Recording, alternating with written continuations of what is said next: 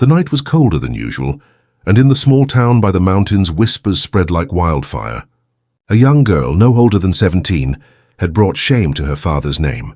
She was carrying a child, but not a husband's. Her father, a man known for his pride and cruelty, could not bear the disgrace. To him she had ruined the family honor. To him she was no longer a daughter, only a burden to be cast away, and so under the dim light of dawn he made his choice. He would not forgive her. He would not protect her. Instead, he would punish her in the harshest way imaginable. With cold eyes and a heart made of stone, he dragged her from her bed. She pleaded, begged him not to cast her away, but her words fell on deaf ears. "You wanted to play the part of a woman," he hissed. "Then you will live like one." With a man no one dares to even look in the eye, the townsfolk knew who he meant. Deep in the wilderness lived a man, a giant of a figure with a wild beard and piercing eyes. A man who kept no company but the wolves. A man who hadn't stepped into town for years. Children called him the beast of the mountain. To the father, he was the perfect punishment. The girl's heart pounded as the wagon jolted along the dirt road. Her tears streamed silently, each bump of the path echoing her dread. Every tree that rose tall in the forest felt like a wall closing in, trapping her fate. Finally, the wagon stopped before a lonely cabin, half hidden in the mist. Smoke curled lazily from its chimney, a sign of life within. Her father grabbed her wrist so tight it bruised, dragging her to the door. It creaked open before they could knock. And there he stood, the mountain man, broad-shouldered, dressed in worn leathers, with eyes that seemed carved from stone. He said nothing at first, only studied them with a gaze sharp as the edge of an axe. The father shoved his daughter forward. "She's yours now," he spat. "Do with her as you please. She brought disgrace to me. Let her serve you in your wilderness." The girl stumbled to her knees on the cold ground, clutching her belly in fear. She dared not look up. She expected anger, violence, chains. But instead she heard silence. The mountain man did not laugh, nor sneer, nor touch her. He only turned his gaze toward the father. And in that silence the air grew heavy. So heavy the father himself shifted uncomfortably, without a word. The mountain man stepped aside, leaving the door open. The father, satisfied with his cruel punishment, left her there and walked back to the wagon. His footsteps faded. His daughter's cries echoed in the emptiness. And as the wheels rolled away, the girl realized one truth. She was utterly alone now. Alone with the man everyone feared. But what she didn't know was that this man, feared by all, would treat her like no one ever had before. The sound of wagon wheels faded into the forest, swallowed by the mist. The girl stood frozen, shivering though the mountain air wasn't yet bitter with snow. Her heart pounded against her ribs like a drum of war. She wanted to run, but her legs felt nailed to the earth. Behind her the cabin loomed, dark wood, small windows glowing faintly with firelight. The smoke curling from the chimney smelled of pine and meat, a sharp contrast to the emptiness inside her chest. Her father hadn't looked back once, not even a glance. He had dragged her here like a possession, tossed her at the feet of a man she had never spoken to, and left her behind as though she were nothing. The girl's lips trembled as she whispered, "Papa." But only the birds answered. Slowly she lifted her gaze toward the figure still standing in the doorway. The mountain man hadn't moved. He was tall, so tall she felt small as a child before him. His clothes were rough, stitched from hides. His beard thick, dark, streaked with grey.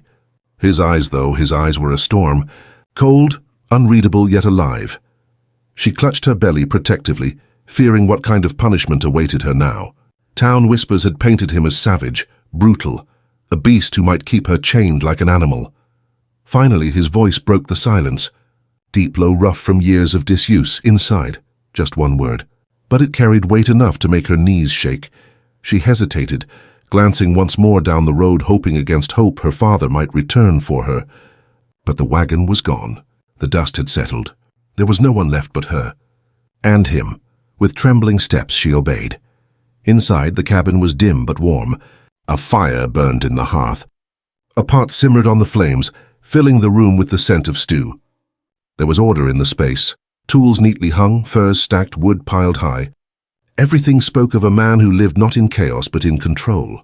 The girl stood awkwardly, uncertain where to go, uncertain what he would demand.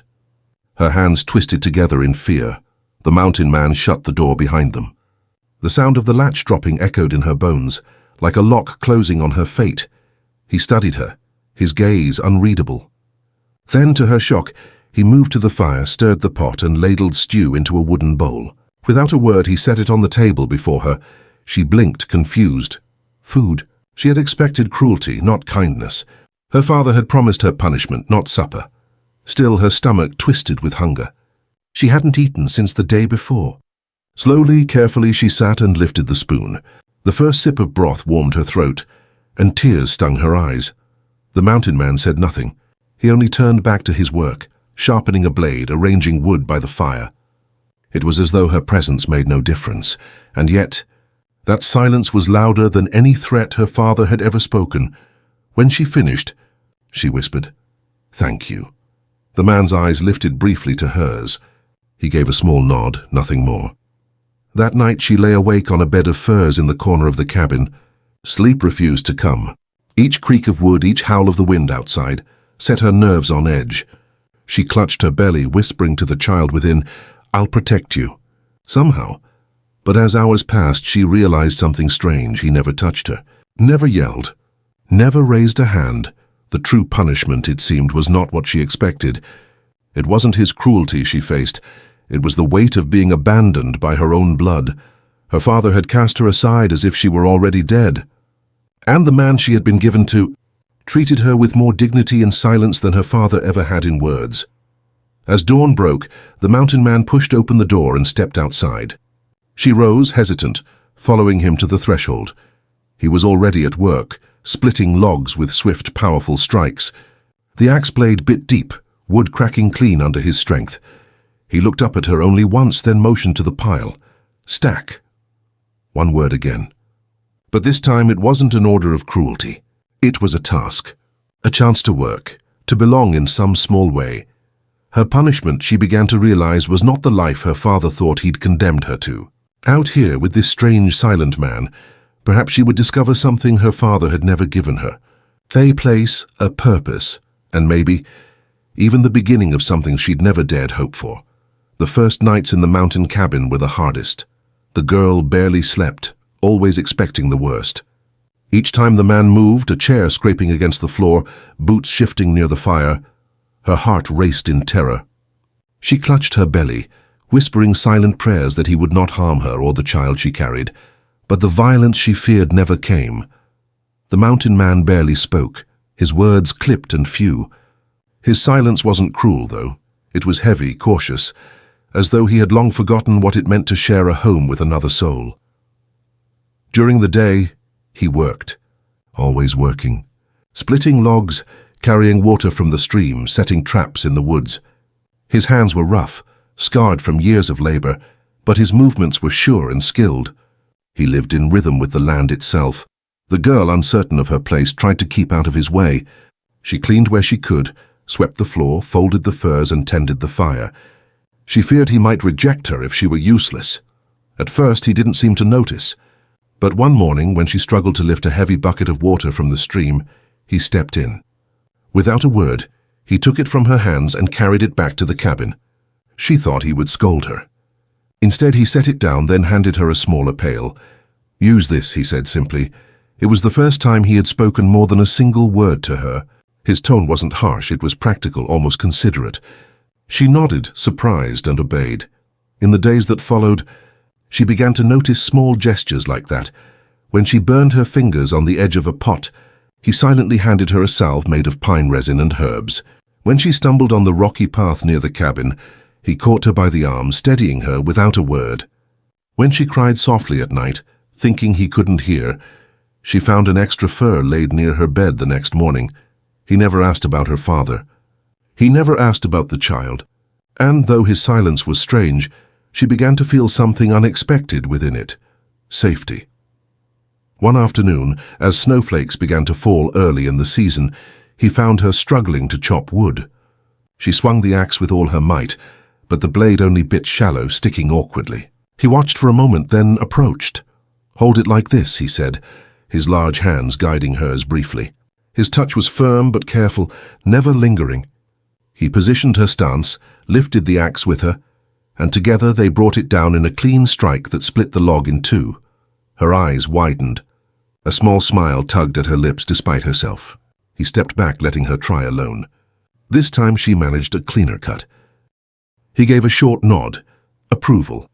For the first time since her father had cast her out, she felt a flicker of pride.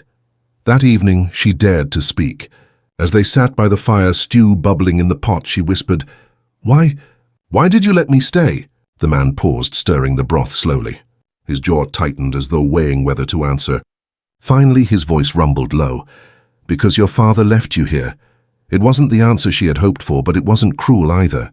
He hadn't claimed ownership. He hadn't treated her as punishment. He had simply allowed her existence beside his.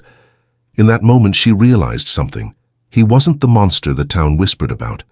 He was a man of few words, yes, a man roughened by solitude and hardship, but in his silence there was no malice, only distance. Over the next days a rhythm began to form. She cooked while he chopped wood. She mended small tears in his clothes while he returned from the traps with rabbits or fish. She learned the mountain paths he traveled, how he read tracks in the snow, how he carried himself with respect for the wild. Her fear did not vanish overnight. Each time his voice rose, even slightly, her body flinched out of old habit. But little by little she began to trust, and though he never said it aloud, she began to sense something in his watchful gaze when she grew tired, when she rubbed her swollen belly, when her steps slowed at the end of the day. He was looking out for her, quietly, always. Perhaps her father had meant this as punishment, but the mountains did not punish her, and the man she had been given to was beginning to teach her something she had never known before, what it felt like to be treated with care. As the days turned into weeks, life in the mountains settled into a strange rhythm. The girl grew stronger, more capable. She had never chopped wood before, never trapped rabbits, never gathered herbs from a forest floor, yet under the mountain man's quiet guidance, she learned. But peace is never so simple. Her heart carried wounds deeper than the cold could ever cut. Some nights she would wake in tears, haunted by the memory of her father's scorn. She could still hear his words, sharp as a knife. "You are no daughter of mine. You are a disgrace." The mountain man never pressed her about those nights. He only left an extra blanket nearby, or stoked the fire so she would not lie awake shivering. Yet his silence sometimes stung just as much as words might have. One evening, as the snow fell thick outside, she finally let her frustration spill. "You don't ask me anything," she said suddenly, her voice trembling. "You don't care who I am or what I feel. You just put me to work." The man looked up from sharpening his blade. His eyes, dark and steady, met hers. For a long moment he said nothing. Then at last, "Would you rather I treat you the way your father did?" The word struck her like a slap. She lowered her gaze, ashamed, but her anger burned still. "I don't even know your name," she whispered. He paused, then set the blade aside. His voice came low, quiet. "Elias," her breath caught. It was the first personal thing he had ever shared. And yet, instead of gratitude, something sharp twisted inside her. She stood, fists clenched. "Elias," she repeated, the name foreign on her tongue. "Why did you let him leave me here? Why didn't you send me away? Why didn't you tell him no?" His jaw tightened. For the first time, his calm wavered. He rose slowly, his height towering over her. "Because," he said, his voice heavy, "I know what it is to be cast aside." The words hung in the air like smoke. She stared at him, unsure how to respond. His face had hardened again, unreadable, but she sensed there was a story buried deep in those few words, a story of loss, of betrayal. She wanted to ask more, but the wall between them was thick. The next days were strained. She worked in silence, keeping distance. He offered no explanations, and she gave none in return. And yet resistance did not come only from within. The town had not forgotten her. Rumors spread quickly down the valley. Whispers of the girl living with the mountain man turned into gossip, then into condemnation. "She's ruined herself further. She's no better than him. Her father was right to cast her away." When Elias went into town one morning for supplies, a rare occasion, he heard it all. Men muttered behind his back. Women clutched their children closer as though he carried a disease. One even spat at the ground near his boots. He ignored them, as he always did. But when one man sneered, "So the beast has a whore now?" Elias stopped cold. The room went silent. The man's smirk faltered. Elias said nothing, only stared.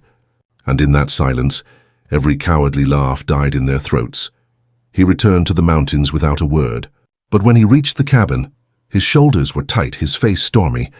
The girl noticed. "What did they say?" she asked softly. "Nothing worth repeating," he muttered, but she could see it in his eyes, the weight of the town's hatred. The same hatred her father had carried. For the first time she realized he wasn't untouched by the world's cruelty. He carried his own scars, invisible but deep. Still, her own pain boiled over. "Maybe they're right," she whispered. "Maybe I don't belong anywhere. Not in my father's house, not here, not with you." Elias turned sharply, his eyes flashing. "Don't say that." Tears welled in her eyes. "Why not?" "It's true." His jaw clenched, his fists tightening at his sides. But instead of anger, his voice broke low, almost pleading. "Because you belong here more than I do." Her breath caught. The fire crackled between them, the only sound in the cabin. She searched his face, but he turned away, moving to the door, stepping into the snow as though he had revealed too much. That night, she lay awake again, but not from fear. From confusion. For all her father's cruelty, for all the town's hatred, she had never heard words like those before. Words that told her she might have value, not as punishment, not as shame, but as someone who belonged. And though resistance still stirred in her heart, she could no longer deny it. The man she had feared most was the only one who saw her differently. The storm came suddenly. Snow swept down the mountains in sheets, howling through the trees, burying paths and swallowing tracks. The cabin groaned under the weight of the wind, its timbers creaking as if the forest itself wanted to tear it apart. Elias knew storms like these. They were merciless, unforgiving, but this time he wasn't alone. He stacked firewood high, tightened shutters, and checked snares one last time before the blizzard swallowed them whole. She watched him with wide eyes, helping where she could, dragging blankets near the hearth, tying knots the way he had shown her. For hours the storm raged. Snow hissed against the walls, the fire crackled, and the cabin seemed a fragile bubble of warmth against an endless frozen fury. Then came the knock. At first, she thought it was the wind, but Elias stiffened, lifting his head. The knock came again, louder this time, urgent, desperate. He moved to the door with caution, hand resting on the handle of his axe. When he opened it, the storm nearly tore the door from its hinges. A figure stumbled inside, half frozen, clothes stiff with ice, face pale and bleeding. It was a young man from the valley, someone Elias recognized from the town. His lips trembled as he collapsed near the fire. "They're trapped," he gasped. "The others. The pass. Avalanche." Elias knelt beside him, steadying his shivering frame.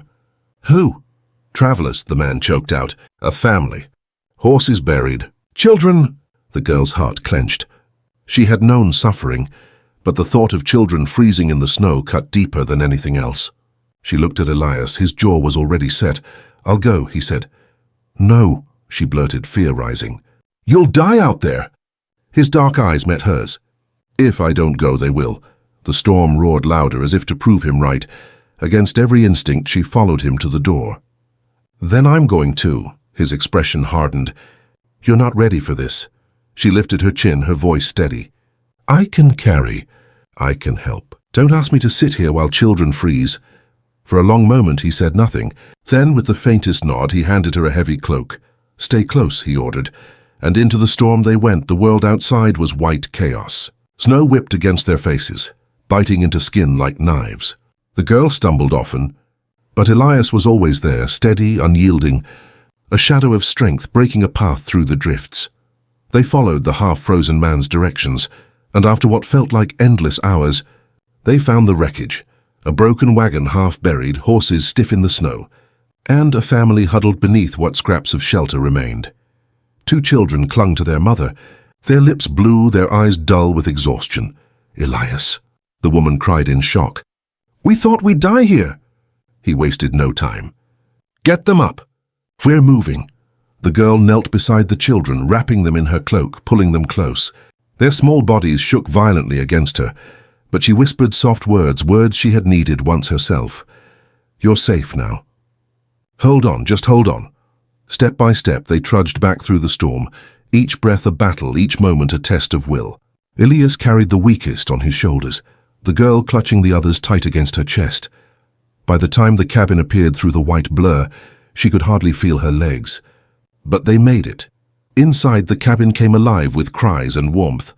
The children thawed by the fire, their mother weeping with relief. Elias said little, working quickly to bind wounds and warm stiff limbs. The girl moved beside him, her hands steady despite her exhaustion. And when at last the danger passed, when the family was safe and the storm howled outside like a beast kept at bay, she looked at Elias differently. This was no beast. No savage. This was a man who risked his life for strangers. A man who carried others when the world tried to bury them. And for the first time, she felt something shift inside her heart. Not fear, not bitterness, but something fragile, trembling, and dangerously close to hope. Elias caught her gaze across the fire. Neither spoke. They didn't need to. The turning point had come.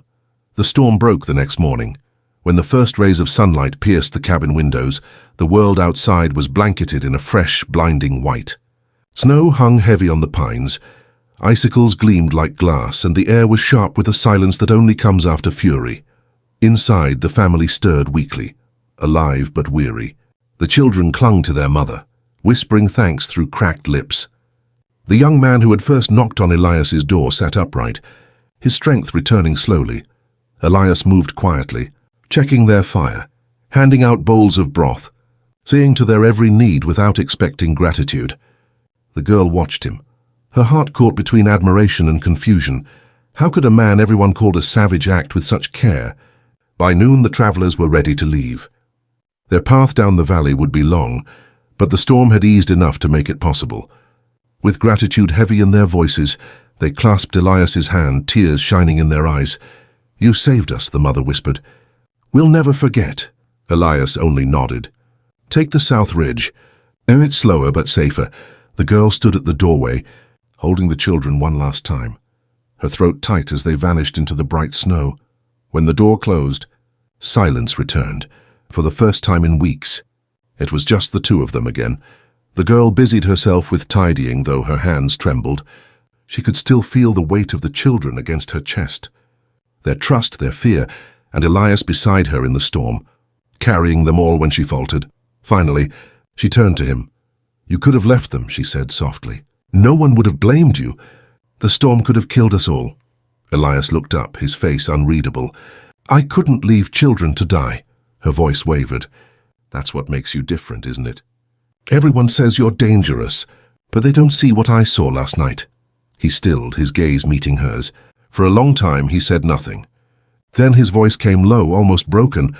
"People see what they want to see. A beast, a mistake, a man not worth saving." She stepped closer, her courage trembling but firm. "That's what they say about me, too." The silence stretched, heavy but not empty. Something passed between them. Unspoken understanding, a recognition of shared wounds.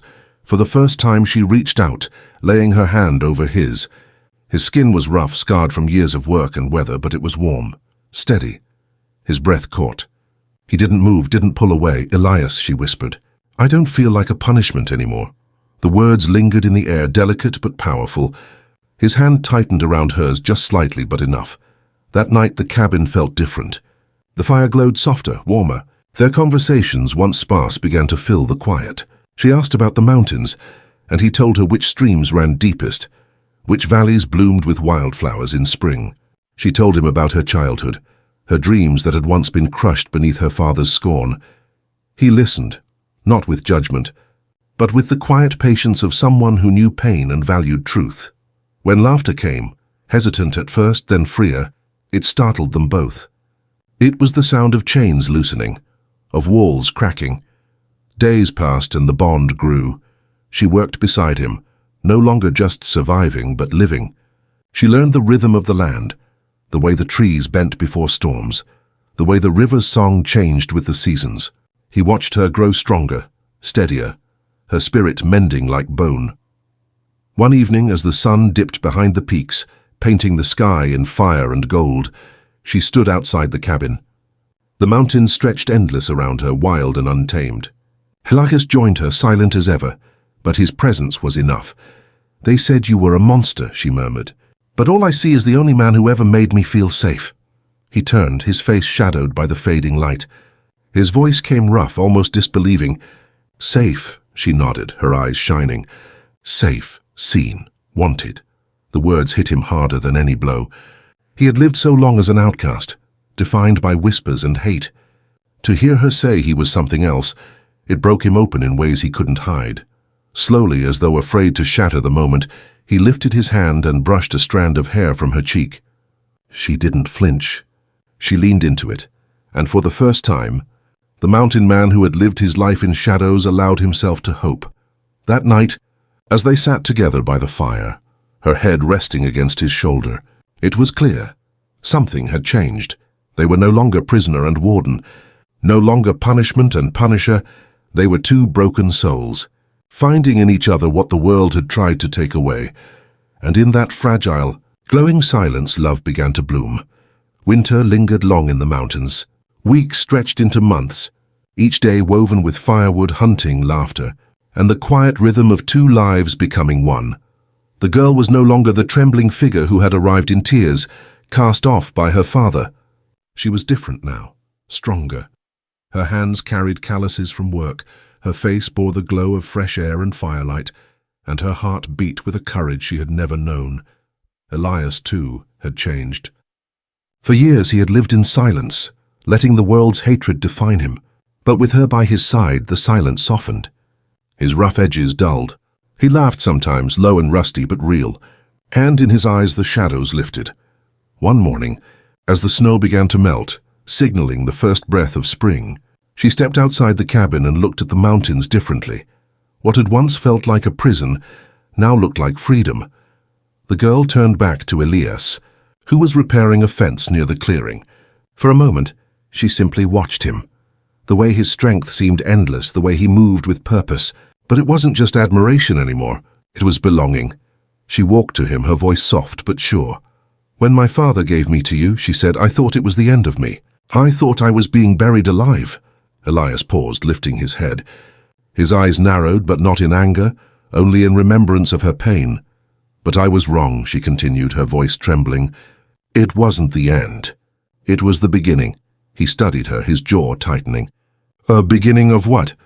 Her lips curved into a smile. "Of us." For a long moment he said nothing. Then he set down his tools, wiped his hands, and walked to her. "I'm not a good man," he said quietly. "I've done things. I've lived in anger too long." She shook her head, stepping closer. "You're the only man who's ever treated me like I mattered." His chest rose and fell, heavy with emotion. Slowly he reached out, cupping her face in his rough hands. "And you're the only one who ever looked at me and didn't see a beast." Her breath caught, tears glimmering in her eyes. "I see the man who saved me, who taught me to live again, who made me believe I was more than shame." The distance between them closed, not just of space but of years of loneliness, of scars and silence. And when his lips finally brushed hers, it wasn't fiery or rushed. It was steady, healing, a promise. From that day they were no longer two broken souls merely surviving the mountains. They were partners. Spring brought wildflowers blooming along the ridges. She gathered them into bunches, weaving color into the cabin that had once felt so stark. Elias showed her where the river swelled with fish, how to plant in the fertile soil near the tree line. Together they built something new, not just a life but a home.